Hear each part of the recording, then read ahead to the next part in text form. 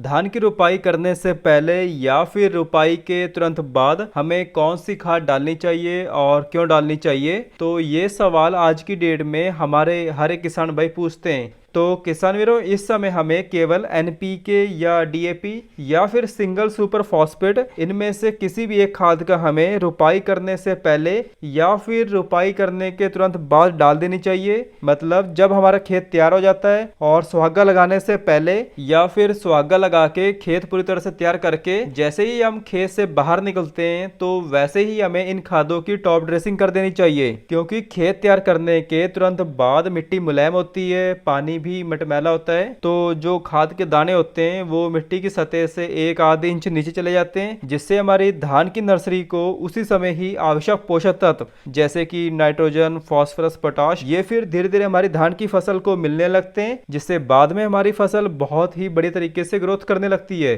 मगर हमें एनपीके या डीएपी या फिर सिंगल सुपर फॉस्फेट खादों में क्या क्या मिलाकर डालना चाहिए और इनकी डोज क्या रखनी चाहिए, तो किसान वीरों सबसे पहला काम हमारा ये होता है कि हमें मिट्टी की जांच करवा के ही जमीन के अनुसार इन खादों की डोज रखनी चाहिए, क्योंकि हमें कम से कम एक साल में एक बार सॉइल टेस्टिंग जरूर करवाना चाहिए। अगर सॉइल टेस्ट नहीं होता है तो फिर हमें रिसर्च पेपर के हिसाब से एक कॉमन डोज लेनी चाहिए। जैसे कि शुरू में धान की रुपाई के समय अगर आप डीएपी ले रहे हो तो 27 केजी प्रति एकड़ डोज ले सकते हो, और अगर आप एसएसपी मतलब सिंगल सुपर फॉस्फेट ले रहे हो तो आपको शुरू में 75 केजी मतलब कि 1.5 बैग सिंगल सुपर फॉस्फेट का लेना है। और बात आती है पोटाश की, तो रिसर्च पेपर के हिसाब से हमें एक खेत में जो एमओपी 60% वाली होती है तो इसकी मात्रा हमें लेनी होती है 20 किलोग्राम प्रति एकड़। बाकी बात करें यूरिया की, तो इस रिसर्च पेपर में यूरिया की डोज बता रखी है कि पहली यूरिया में हमें 1 बैग लेना है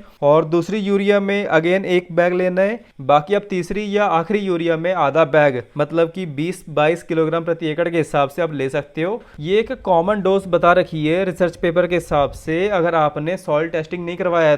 तो किसान वीरों इस तरीके से हमें फर्टिलाइजर को मैनेज करना आना चाहिए कि रुपाई के समय हमें डीएपी या फिर एनपीके या फिर एसएसपी डालनी चाहिए। बाकी रुपाई के 10 से 12 दिन बाद जब हमारी फसल जड़ पकड़ जाती है और फसल थोड़ी हरी हो जाती है तब हमें यूरिया के साथ कुछ जरूरी माइक्रोन्यूट्रिएंट जैसे कि zinc, sulphur, magnesium, calcium, iron, manganese, potash, तो बाद में ये सब माइक्रोन्यूट्रिएंट देने होते हैं अपनी फसल की ग्रोथ और डेवलपमेंट बढ़ाने के लिए। और अगर ये सब जो सेकेंडरी जरूरी पोषक तत्व होते हैं ये हमने शुरू में धान की रुपाई के समय अगर दे दिए जाए तो उस समय धान की जड़ों का विकास हो रहा होता है, तो फिर बाद में ये सब जमीन में स्टॉक पड़े रहते हैं, तो फिर इसका कोई भी इतना ज्यादा बेनिफिट देखने को नहीं मिलता है। इसलिए किसान वीरों फर्टिलाइजर को मैनेज करना बहुत ही जरूरी होता है। और इसकी अगली वीडियो में हम बात करेंगे कि धान रुपाई के 10 से 12 दिन बाद जब हम पहले यूरिया डालते हैं तो पहले यूरिया में हमें क्या क्या मिलाकर डालना चाहिए और इन सब की डोज क्या क्या रखनी चाहिए। तब तक के लिए आप हमारे चैनल को सब्सक्राइब कर लीजिए।